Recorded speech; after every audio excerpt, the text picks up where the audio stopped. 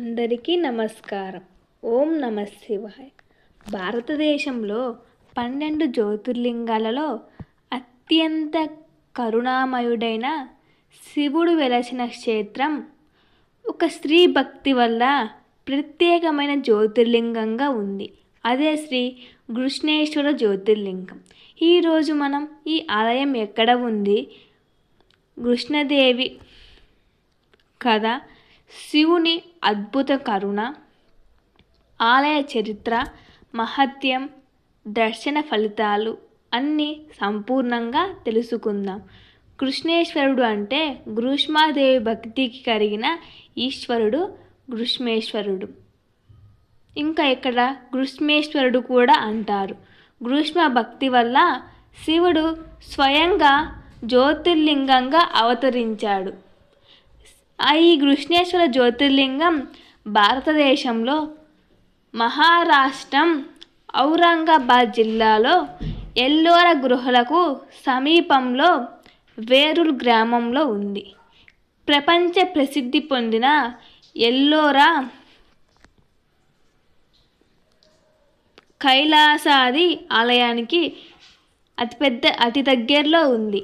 పూర్వకాలంలో సుధర్ముడు అనే బ్రాహ్మణుడు, అతని భార్య గ్రీష్మాదేవి అపర శివభక్తురాలు ప్రతిరోజు 101 శివలింగాలు తయారు చేసి పూజ చేసి వాటిని సరస్సులో నిమజ్జనం చేసేది.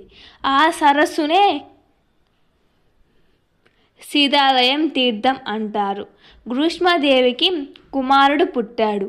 కానీ సహధర్మరి అంటే అక్క చెల్లెలు తరహా వ్యక్తి అసూయతో గ్రీష్మ కుమారుణ్ణి హత్య చేసి శరీర భాగాలను సరస్సులో పడేసింది. అంతటి దుఃఖంలో కూడా గ్రీష్మాదేవి ఒక్కసారి కూడా శివనామాన్ని వదలలేదు. గ్రీష్మాదేవి తన పూజ పూర్తి చేసి సరస్సులో స్నానం చేయగా కుమారుడు సజీవంగా బయటకి వచ్చాడు. అప్పుడే శివుడు ప్రత్యక్షమయ్యాడు. శివుడు ఆగ్రహంతో దోషి సంహరించబోతుండగా గ్రీష్మాదేవి ప్రభు క్షమించండి అని ప్రార్థించింది. గ్రీష్మాదేవి క్షమగుణానికి కరిగిన శివుడు అక్కడే జ్యోతిర్లింగంగా స్థిరపడ్డాడు. అందుకే ఈ క్షేత్రం కరుణ, క్షమ, భక్తికి ప్రతీక. అప్పుడు శివుడు వరం ఇచ్చాడు. నా పేరు కృష్ణేశ్వరుడు, ఈ స్థలం మహాక్షేత్రం అవుతుందని. ప్రస్తుత ఆలయం నిర్మాణం 18వ శతాబ్దంలో అహల్యాబాయి హోల్కర్ ద్వారా నిర్మించబడింది. ఆలయ శిల్పకళ ద్రవిడ నగర శైలిల ఎర్ర రాళ్ళ నిర్మాణం, శిల్పాలు, పురాణం కథలు. ఇది చిన్న ఆలయం ఉన్న మహాశక్తి కలిగిన క్షేత్రం. ఇక్కడ ప్రత్యేక నియమం ఏమిటంటే పురుషులు పై వస్త్రం లేకుండా దర్శనం, స్త్రీలు సంపూర్ణ సాంప్రదాయ వస్త్రాలతో ఉంటుంది. ఇది శివుని ముందు సమానత్వ సూచన. ఇక్కడ దర్శనం చేస్తే సంతాన లాభం, కుటుంబ శాంతి, క్షమగుణం పెరుగుతుంది, దోష నివారణ, దుర్బుద్ధి తొలగిపోతుంది. ఇక్కడ మహాశివరాత్రి మహోత్సవం, శ్రావణ మాసం, కార్తీక మాసం ఈ రోజుల్లో వేలాది భక్తులు దర్శనం చేస్తారు.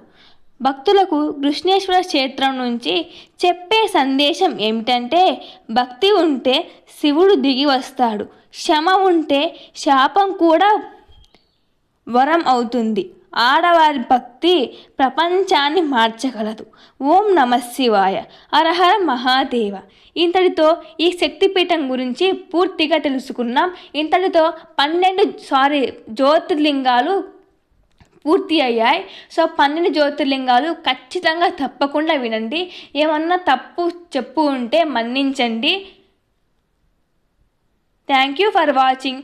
ఇంకెన్నో పురాణ గాథలు, భగవద్గీత, మహాభారతం, రామాయణం, భాగవతం గురించి వినాలనుకుంటే మన ఛానల్ని సబ్స్క్రైబ్ చేయండి, వినండి.